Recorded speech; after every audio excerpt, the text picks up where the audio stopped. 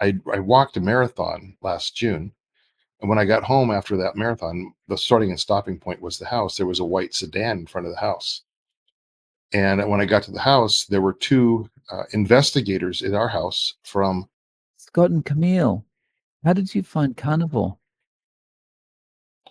well, it's actually one of the steps on a kind of a long journey that started in 2020. Um, Camille, kind of our backstory, she's very diabetic, and I was very obese. Because of the insulin that she injected for diabetes, she also gained a significant amount of weight. And in the fall of 2020, my health had degraded to the point where could no longer breathe well. I had extremely low blood oxygen, and pulmonologist didn't give me very long to live. Very disabled. I couldn't go to any kind of altitudes at all without without my actually passing out.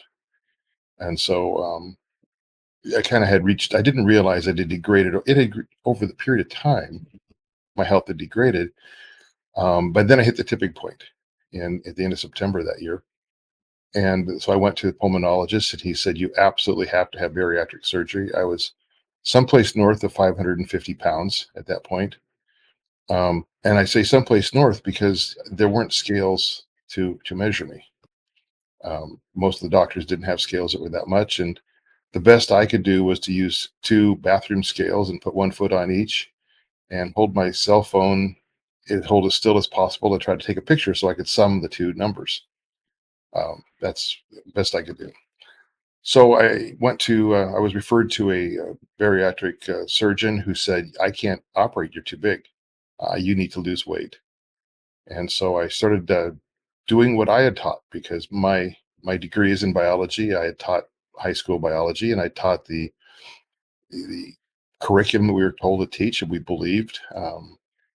And I followed that fairly well. I mean, sometimes I'd overeat, I'd splurge. Who doesn't? But not to the tune that you would think looking at me. And so I tried to do the same thing that I'd always done. I had lost a lot of weight a couple times before, using eat less, exercise more. At one point, about 15 years ago, I rode stationary bike, and I lost a tremendous amount of weight. But as soon as I quit, it all came back with friends. So I did that, and then it came to what somebody's blood sugars off. Um, so I continued to try to lose weight, and was not successful. So then I started to do something unusual for me as a science-based person. I started to pray, because I was desperate to be able to see my grandchildren, and they live at about 5,000 feet, and I simply couldn't. I wanted to live to see them. I didn't want to live for me. I wanted to live for them, to see them graduate. So I started to pray, and I prayed, and I prayed, and strangely enough, I had never heard of fasting as a health tool. I heard it as a religious tool. I'd never really paid attention to carnivores, other than the kind that roam the forests. Um, and what I got was a very clear answer in my head that I needed to fast, which was a hard no, absolutely hard no. But I kept repeatedly. I would pray, and I'd listen, and then I would say no every time. And then by mid-April, I decided to try fasting, and I fasted for the first time, 36 hours. And I actually, my impressions were strong enough that I actually was impressed to do a full 36-hour fast. And then I felt impressed to do a couple of them a week, and I started doing that, and it started working. That was April. By about August, a name came into my feed, a guy named Jason Fung, who was a nephrologist out of Toronto, who had his thing he was promoting called intermittent fasting. And I'm like, well, I kind of do that. And so I got his book, The Obesity Code, and he has some others, and I read it, and it really clicked with me as a biologist, as the mechanisms, what he was talking about, how intermittent fasting worked. That went on, and intermittent fasting was very successful, was working really well for me. And as I I look back now and I was I kind of Forrest Gump my way through it. I just wasn't too good at it, but I did. And then I started to learn more tools. And then I learned about ketogenic diets. And I had discovered for myself that if I didn't eat carbs going into a fast, the fast was a whole lot easier. And, eventually I learned that it's the decrease of carbohydrate that causes ghrelin which is a hunger hormone, to kick out. And so I got into keto and, um, started reading some Facebook groups, and then keto led to Vinnie Tortorich and his no sugar, no grain. So I kind of read that and looked at it, and my son then started to talk to me about carnivore. Joe Rogan did a month of carnivore, and I go, oh, that's interesting. And then I learned about Sean Baker and Ken Berry. These guys, I mean, I didn't search them out, and I really came at it from a completely different angle in that um, this was mostly in response to prayers, and or the algorithms on my social media would feed me something that I don't know how I ever initially got into that. And so we started to do it. And then I also began walking a lot because I could for the first time ever. When I first started in 2020, I couldn't walk 3 doors down to get my mail. That was more than I could do. I didn't walk into stores. Camille would go in to do the shopping, and I'd sit in the car and Your weight and your anxiety that went with it. yeah, I was very depressed, had a lot of anxiety, which has also some of the things that have gone away. And so started looking into carnivore then. Um, Now she had a little different approach. She started trying we trying to resolve her diabetes, and she had a massive heart attack a year ago, a little over a year ago, and she had been on the program for almost a year at that point, and had lost considerable weight. And she had also increased, and she was walking a lot more and exercising every day. We do it every single day. And the doctors told her, your diet and exercise saved your life. And it gave her a whole new motivation to go out and do this. And she also got a CGM about the same time. And that CGM, she has she says, a love-hate relationship with it. Definitely. And so she could see in real time the benefit of carnivore on her blood glucose, not only acutely, like right now, but also watching the baseline change from week to week and month to month. So Camille, you were basically getting started around the same time as Scott. I actually started about a year after him, and he was having some great, amazing success. But after he finished uh, a race, while we were walking, or he was walking in Spokane, he decided that was enough to stop. And I did not want him to stop. He was doing so much better, but he still had a long way to go. And so I kind of gave him a kick in the butt and said that I would go out walking with him. And it was at that point we literally joined hands and started the whole walking and the eating our change in diet together. And both of our metabolism changed dramatically. Over the course of about 2.5 years, I was able to lose 120 pounds. And more significantly to me, my A1C went from 9.6, which had my doctor really, really concerned, dropped to 6.3. Now, we should also mention that her 9.6 was with 120 units of insulin a day and other medications. True. And her 6.3 is in the absence of all diabetic medications. Wow. So I'm That's pretty all. happy about it. And my doctor said, "Oh, that's good." I thought he'd be doing handsprings, but Well, tell them about your other issues that have been resolved. oh yes. Since dropping carbs, my fibromyalgia has gone away. My arthritis has diminished greatly.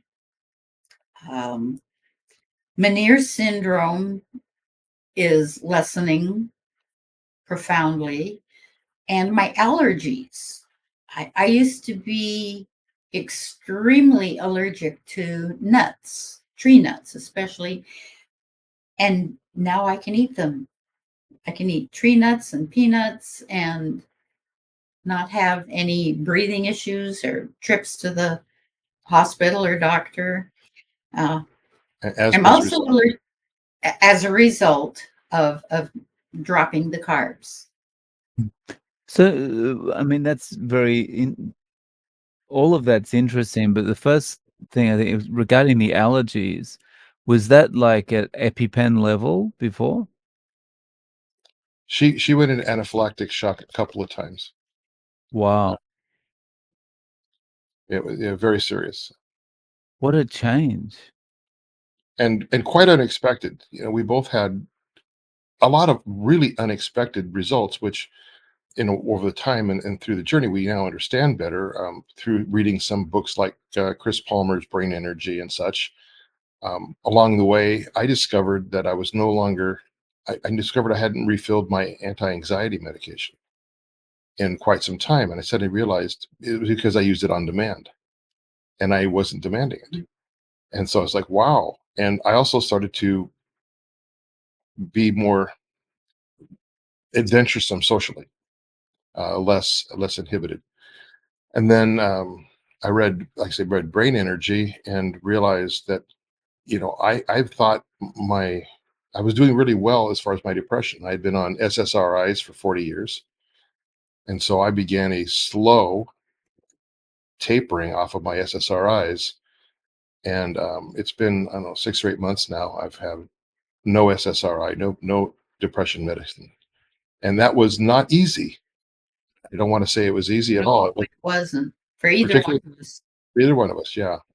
Because it was you go through some stuff as you're tapering off of that, but now every day is a wonderful day. It's the depression is completely gone, the anxiety is gone, psoriasis are gone, the arthritis is gone, even Athlete's foot. even my athlete's foot, which I had horrible stink foot from the time I was a teenager.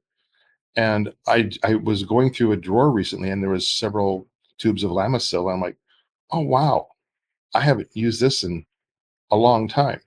Now somebody might say, well, you lost all that weight, and so you're able to take care of your feet, but that's really not the case. It's not that I'm doing anything different. Together, as far as weight, we lost 445 pounds between us. So we're probably getting better gas mileage too. I don't know. Wow. So, regarding the athlete's foot, firstly, I remember a Lamisil too. But you're the third person in a couple of days that's mentioned this. So, I mean, it feels like it must be a thing, you know. I think Uh, maybe it's with the gut biome, and maybe it's knocking down the candida somehow. And then also, our hairbrush doesn't have as much hair left in it anymore. oh Both. no. So okay, I'm going to take my hat off. My hair used to be very straight, and now it's goes everywhere. It's very curly and it's filled in a lot. And her hair is filled in somewhat and is um, which was unexpected. And I actually just the other day I said, have you noticed the hairbrush doesn't need to be cleaned out as much? Because when you get older, you tend to have to do that more. So there's a whole bunch of things. Skin tags disappeared on both of us. Um, And with higher glucose levels, I had some pretty extreme dental issues. and just because of the sugars in my mouth and gums. And since we cut out carbs, this last trip, I had the best exam I have had in my adult life, and with no work needing to be done. So My gingivitis is done too. Huge. And sorry, Scott, about your gingivitis. I went say that from again? having, they measure the pockets in your gingivitis, and I was like, they go down, they go 4, 5, 4, 5, 6, and now it's like 1, 2, 1, 2. So the pockets are, and a lot of zeros, very much resolved. It's that's amazing to hear. Now, the one thing, go ahead. I also feel that my thinking and understanding, comprehension has greatly improved without the carbs. The That's true. sugar was making me fuzzy. Carbs were making me fuzzy. Okay, go ahead, Scott. Well, she's right on the money there. I think for both of us, when I'm fasting and my ketones are up, even higher than normal, I have a mental clarity that I didn't ever have in the past. And I think she has more mental clarity most of the time. We still fast once a week. And while I know there's a lot of different camps in keto, or excuse me, in the carnivore, there's a lot of different camps, and some people are, the lion diet, and they're the gatekeepers. And if you eat pork, you're bad, or whatever. But again, I'm a biologist, and if you look at wildlife, a hypercarnivore in wildlife is anything that eats over 70% meat. And so the predominance of our food is meat, but we still will have a radish, a carrot, and we don't consider that to be breaking the bank, or anything. Yeah. Yeah, someone described it to me once as facultative carnivore. It's just like, our preference is to go for the meat, but in the absence of the meat, we'll make do. Yeah, and we don't want it to be a restrictive diet, and so together we've started a website now. We're trying to aim it towards very, very low carb, but we didn't know what to call it exactly. So it's called the Improvisational Keto Kitchen. And we have some things on there that are specifically targeted to carnivore. In fact, we're just releasing what we call it Shuffles 2.0, and we have two versions. We've taken Shuffles, and with my science background and her being really good in the kitchen, we've taken Shuffles to a new level. I think we have added leavening to it, and they're really, really amazing. We have two carnivore varieties. One is using pork panko, and one is savory, and one is sweet. And so, if you want to have your sweet, and we use allulose as our sugar. And I don't know if you've done much of a deep dive in allulose, but it's really getting a lot of attention now because it has no metabolic penalty, and in fact, it seems to be um, uh, doing some really good things to increase insulin sensitivity in muscle tissue. And she has her CGM, and she can take a pretty healthy dose of allulose. It doesn't move her glucose at all. It's really amazing stuff. It's basically it's the evil. If a fructose is the evil twin, this is the good twin. It's the same pretty much setup as a fructose, only it's a chimera. It has one side group that's reversed. And so it tastes sweet, it feels sweet, it cooks well, but it doesn't, you pee it out. It's Wow. so it's a Okay, so allulose is like Cinderella and fructose is the stepsisters or something. exactly, yeah, That's a good one. yeah. That's a good one. So Along this journey, we have found that many spices and mixes have additives that are not at all good. Even things like, baking powder contains starch, and grated cheese that you buy out of the store is coated with modified food starch. And so we've, taco seasoning, modified food starch, garlic salt, one would think it would be garlic and salt, but they have put in starches as anti-caking agents. Okay, go ahead, Scott. Well, and she's right. That even we were even sitting at the restaurant the other day, and she picked up some of the air quotes zero carb sweeteners, and they play games of these things. So the zero carb sweetener, and every single one of them, including the stevia, the first ingredient was a maltodextrin, but they put such a small quantity of it in that they can list it as zero carbs because there's less than 5 calories, or 0 calorie, but instead is 5.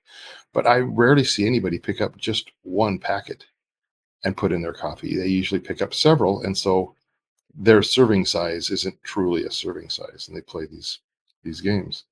In fact, there's a bread that I was just talking today to a friend.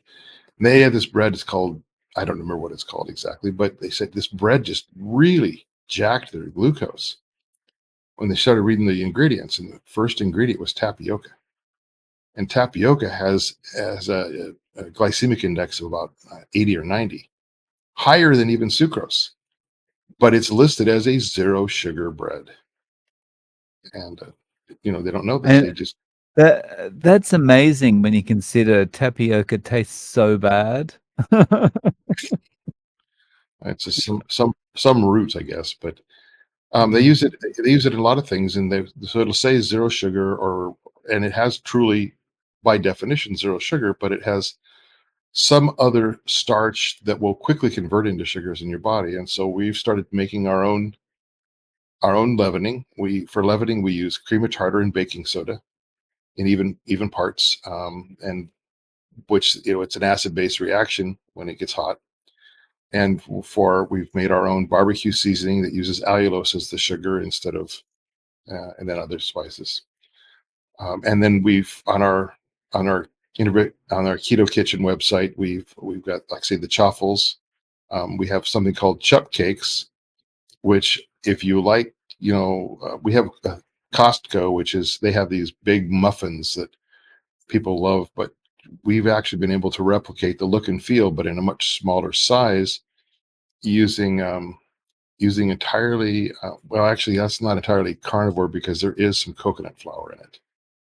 So a person sensitive to, if they're really sensitive to having coconut flour, they wouldn't be able to do it. But it is predominantly cream cheese and eggs. yeah. Oh, okay. So, on the food part, how are you both eating now? Put it in my mouth. We have Are you sure you're not Australian? we've set up a weekly framework where we choose a different meat for the days of the week. And tonight was seafood, and then we'll have a beef, chicken, a pork. And we do allow for eating out, or option cook's choice. And then once a week we go to his dad's and have dinner. So that really helps me as far as meal planning, because I know the meat of the day. Well, and we prepare well in advance. We have a smoker. We use sous vide, and so I'll maybe smoke a brisket. And there's only two of us. What are you going to do with the whole brisket? Well, we break it down and vacuum pack it. Yeah, quick And snacks are almost always a can of fish. oh, okay. Oh, nice. So, and you're doing, like, your meals are twice a day, like breakfast and dinner? Pretty much, yeah.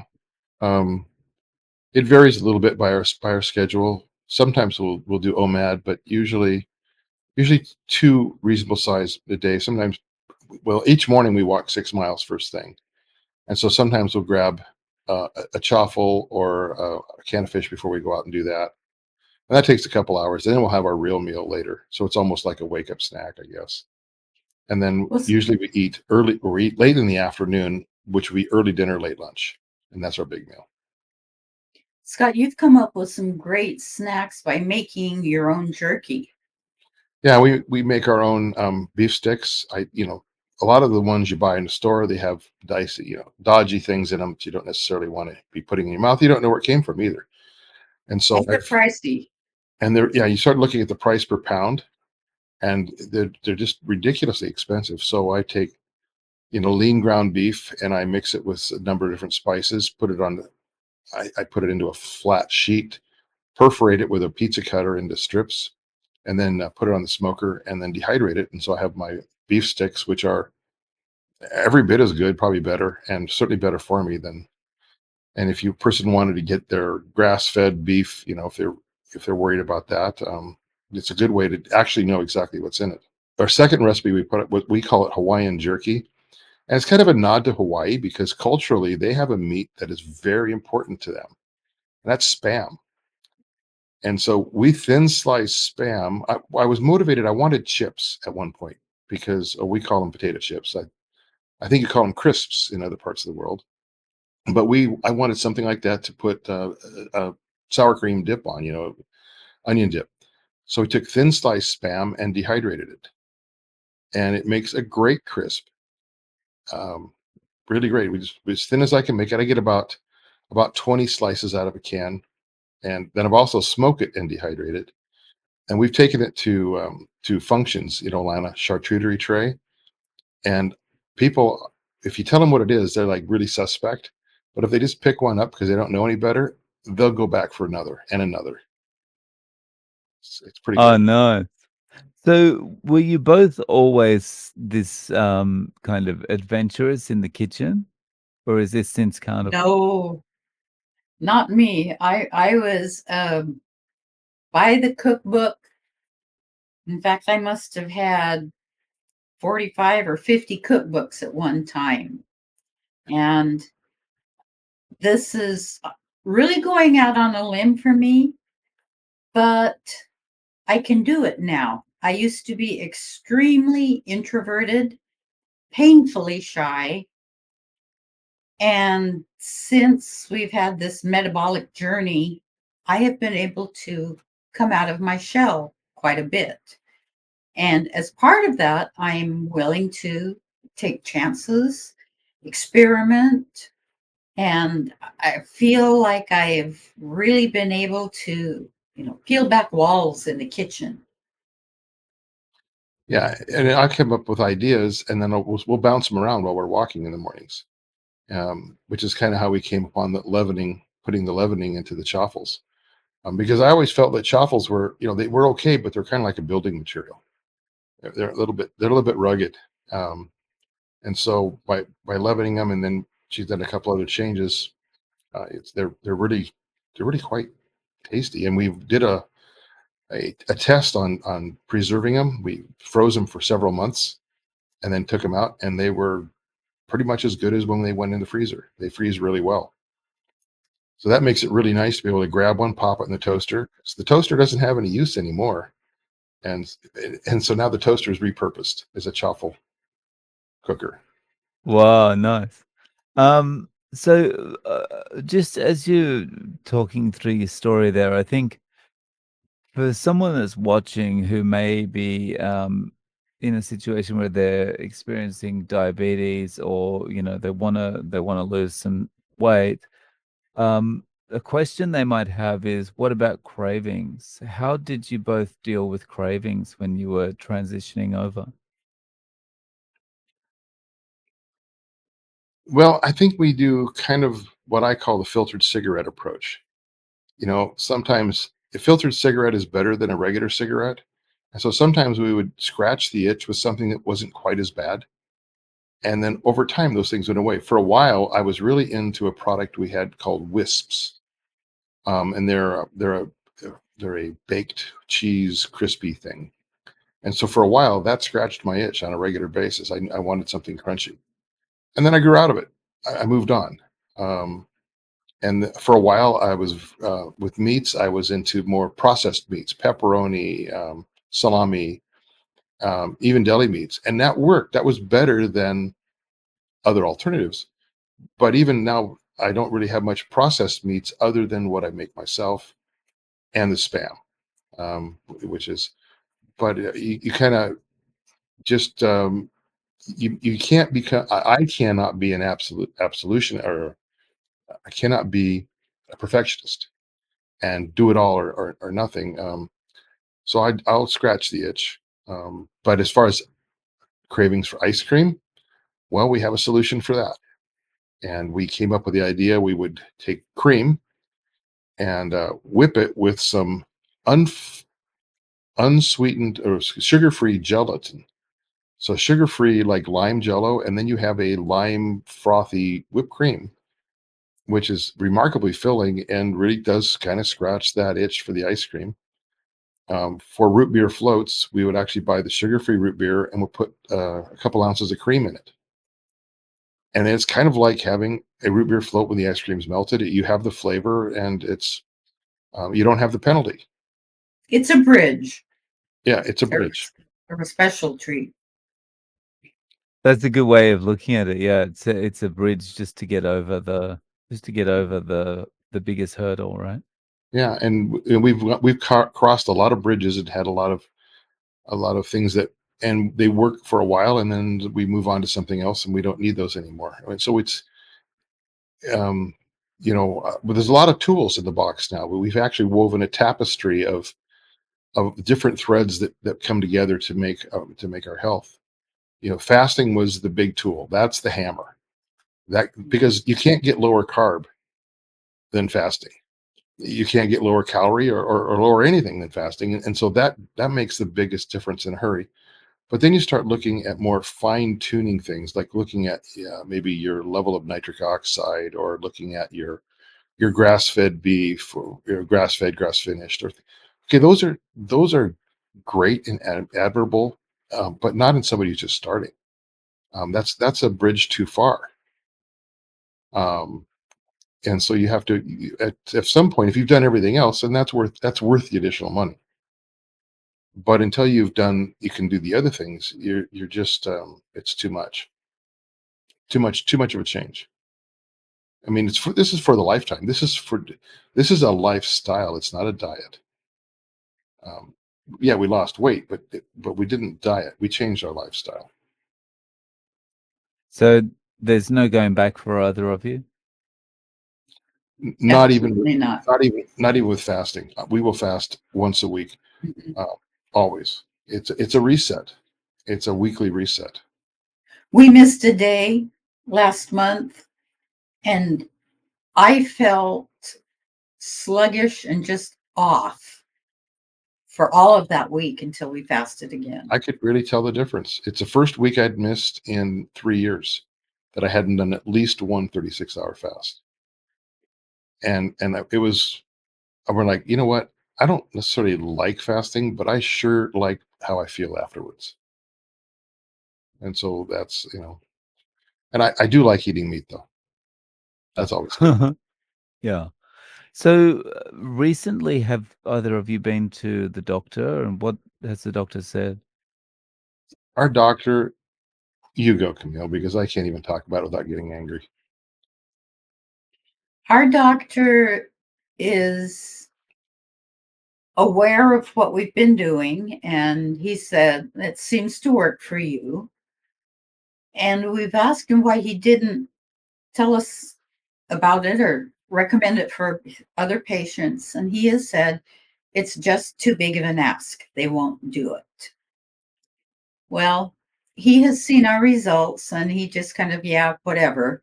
He is still stuck in his training and dogma and can't break out of it. Now, part of it might be through the hospital network that he's with, and he's bound that way. But he said, "Oh yeah, I should do that. I should, cut back on carbs and such." But he doesn't, and it's a little frustrating. Now, I've been diabetic. Well, I was diagnosed in 2008, but they said I've probably been diabetic for 30 years up to that. So most of my adult life. And they, none of the doctors ever checked my fasting insulin. I had to insist that it be checked a couple months ago. And the doctor didn't know what to do with the results. It's like, okay, so, what are you going to do now? And that would have been really handy to have, a baseline years ago. He has questioned other areas of our health. In the U.S., you can have your own labs done through a website Dave Feldman started to call Own Your Labs, and it's very, very affordable. And so I've started ordering my own labs, and I think my doctor feels threatened by this because he doesn't even look at the labs that I bring him to him. My CRP is 0.4, and just for reference, that's rock star level as far as cardiac reactive protein. That's phenomenal. My HDL to trig to HDL ratio is 0.5, which is again phenomenal. So I have these. My A1C is really, really low, but the only numbers he cares about are LDL and blood pressure. Strangely enough, those are the only two he can write scripts for, because you can't write a script to change CRP. You can't write a script to change insulin. You can that's just all lifestyle stuff. And so he wants to get all, and he doesn't even pay. He's like, you're going to have a heart attack because your blood pressure. I went in and I'm already nervous because I know he's who he is. And so my blood pressure was a little elevated. It was 142/78. It's a little up, not much. And he's like, you're going to give yourself a heart attack with that blood pressure. And did you pay attention to my CRP? It's 0.5. I have less than 1% chance of having a heart attack. Well, CRP, where do you know that? It's in the labs. Well, where is it on that? It's like I had to point to the page to show him, and that kind of slowed him down a little bit. But he doesn't know. He doesn't have a frame of reference.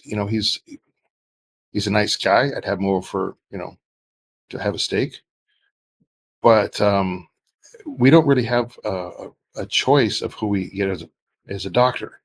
They're not taking patients, and I need somebody who could write scripts for me if I do need an antibiotic or something.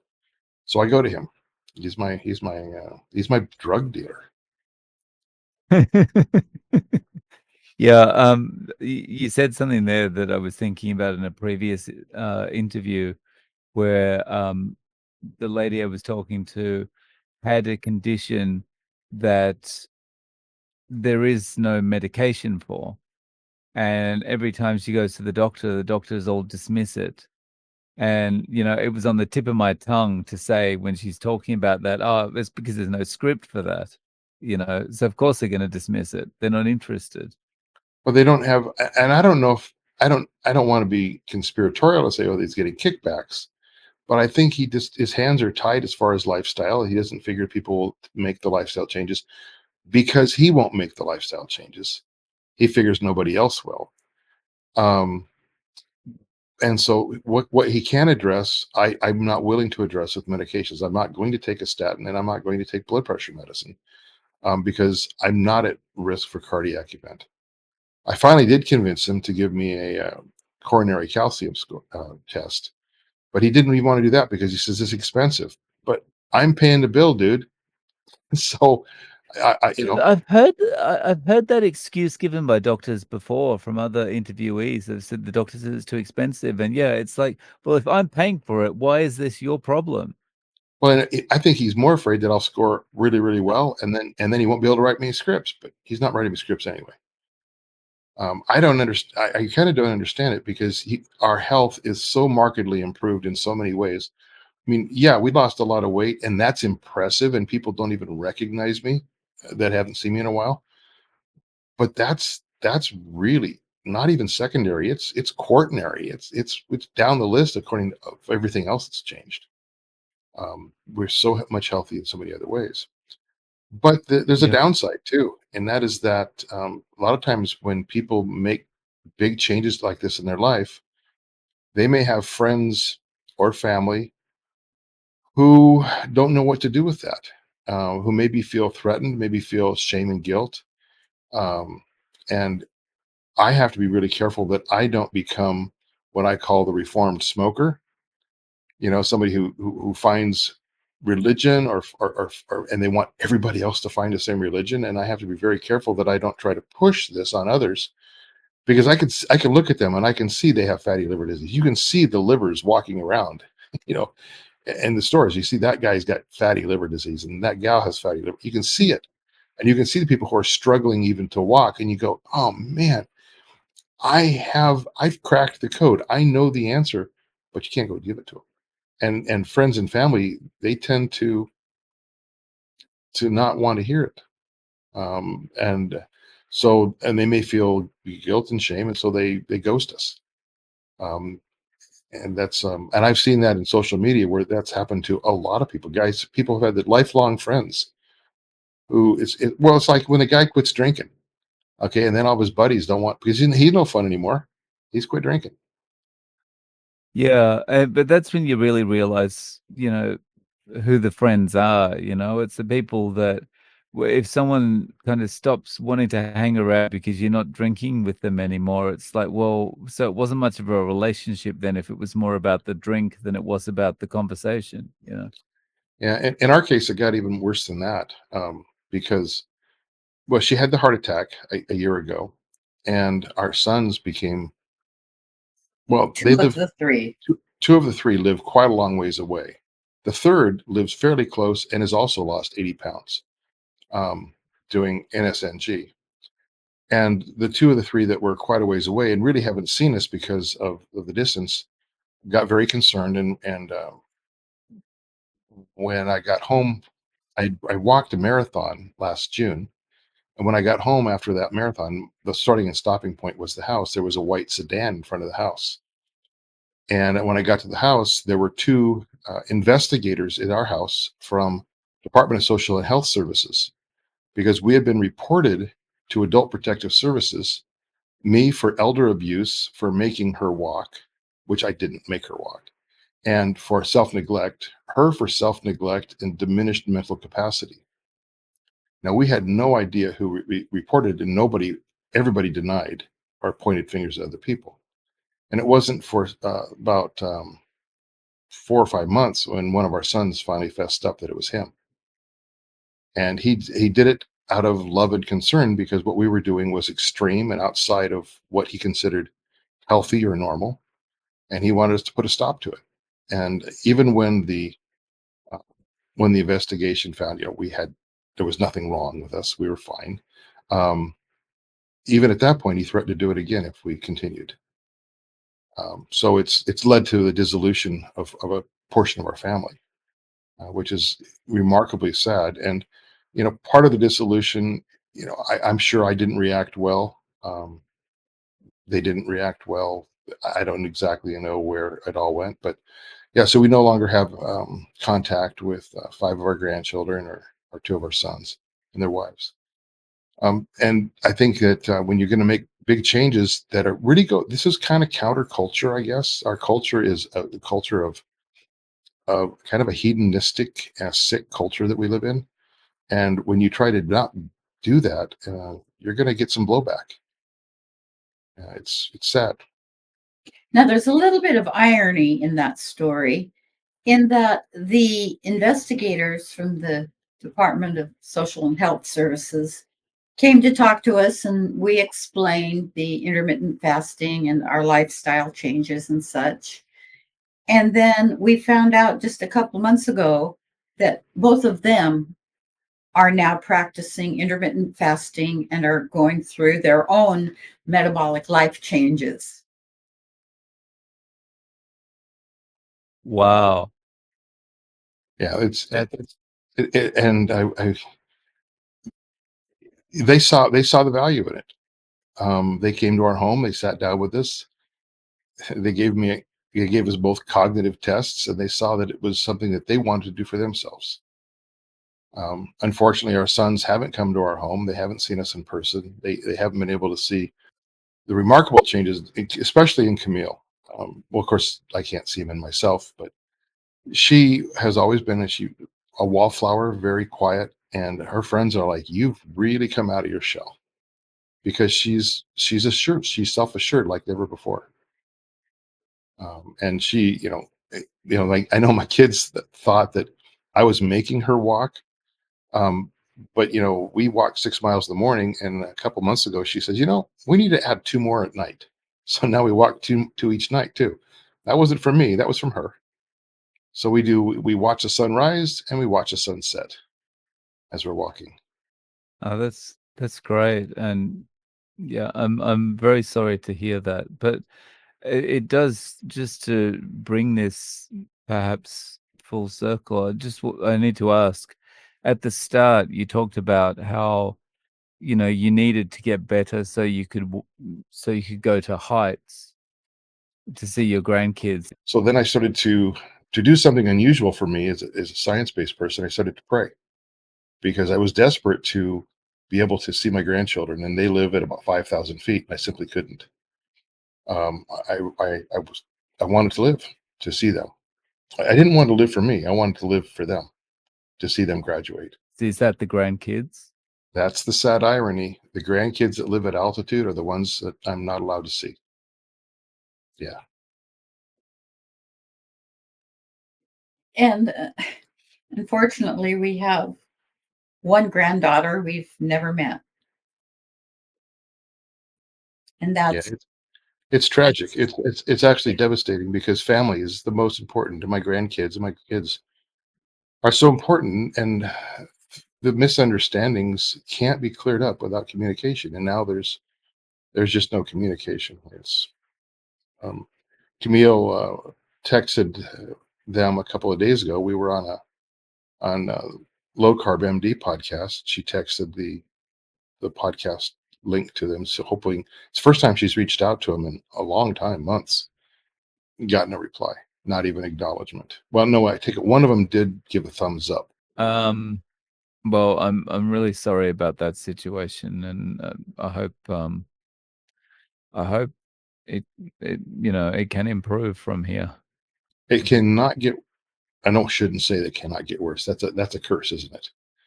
It can certainly get a lot better, and we would just, you know, we just hope and pray every single night. We pray for their safety. We pray for their clarity of thought. We pray for their health. And I become, I mentioned prayer earlier on. I really wasn't much of a person of faith. And I'm not a Bible banger at any stretch of the imagination at this point, but I do have, when I started fasting, that was an act of faith. I mean, it was pure faith. And so I became, and I've had many impressions that have borne incredible fruit, and I just went with the impression of faith. And so I become more of a person of faith. So I have faith that hopefully before we get too old to be able to, I hope that it'll be resolved. Yeah. Yeah, I hope so too. So for anyone that's been watching this now, that does want to get started with this style of eating, um what advice would you give them? Baby steps. Get a coach. Without Camille, I wouldn't be here. Without me, she wouldn't be here. you have to have someone hold you accountable.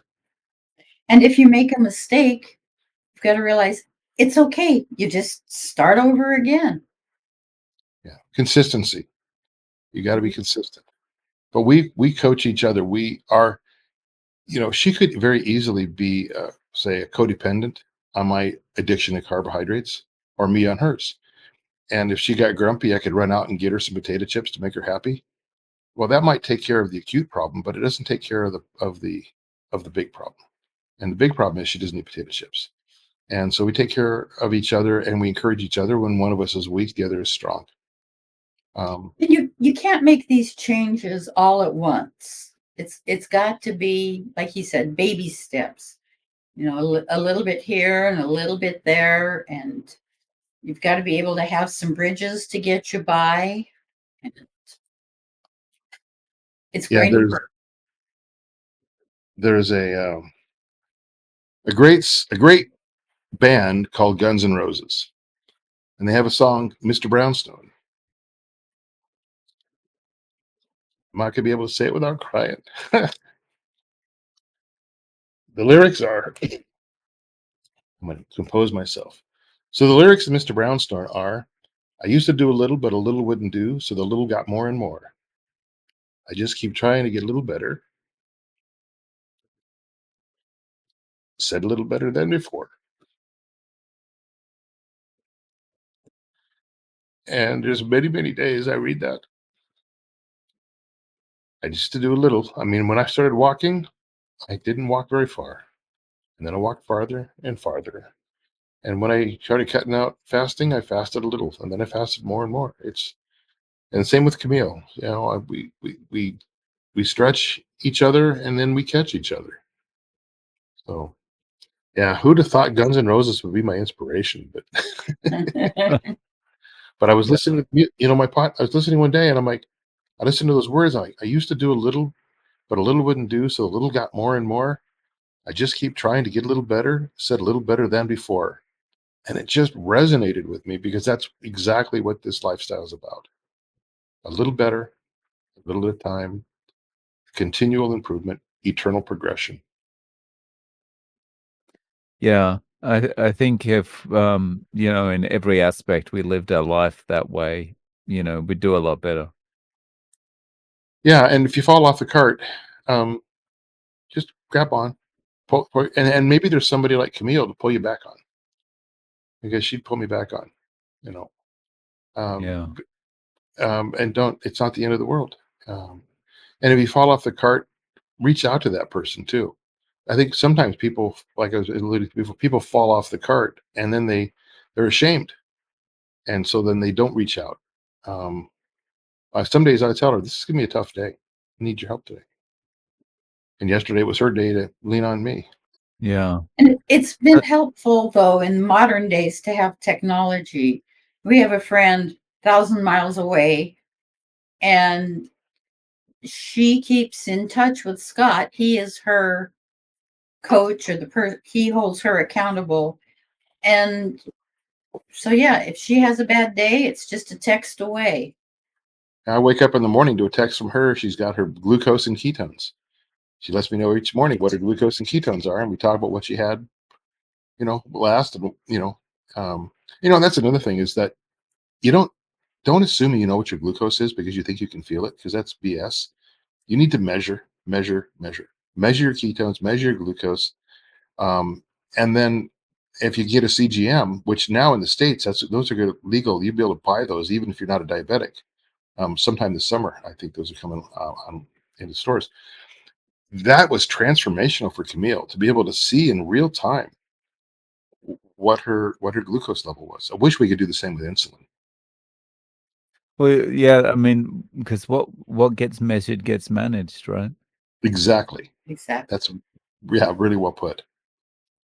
Yeah. Yeah. So I'd like to claim the rights to that one, but I'm stealing that from someone else. So yeah. So can you tell us a little bit about your website and how we can find you? well, the website is improvisational, um, minus or stroke keto stroke kitchen, and you know, I don't much care for social media, so we don't have any links for people to get a hold of us there at this time. We might. We might in the future, yeah. Right now, we put up a new recipe or technique or tool each week. We do it on Wednesdays.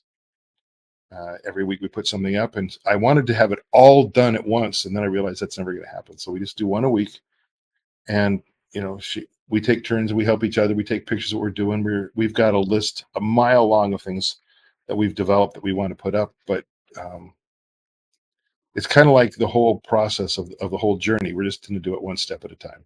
I'll include links below to your website.